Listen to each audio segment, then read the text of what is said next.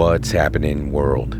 Pulling out the K8 stealth bomber e-bike to make some more footage and to show off a couple of additions. We did try to add front fenders, but that didn't work out well because it would have impeded the turning ability of the bike. However, the Rock Brothers rear fender with bike light worked out just fine and gives the K8 a Wasp or Hornet type vibe to it. The little red taillight attached is cool, has an on, strobe, and off options to it. The only other mod are the pedals.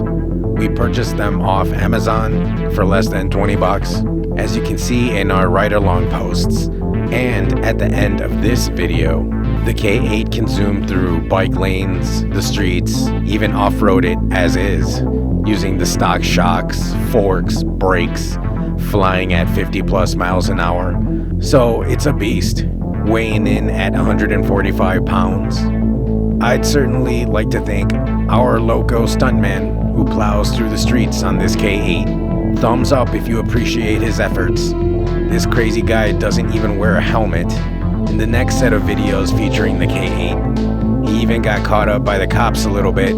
They gave him a stern look as they drove by, and our stuntman was wise enough to start pedaling off the streets and into a bike lane.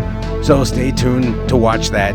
Again, this K8 electric bike was purchased from Alibaba, and we saved over $1,000 than if you had purchased it from the cheapest US merchant here.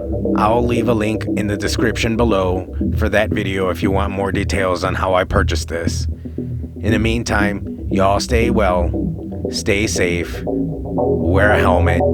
Ciao, friends.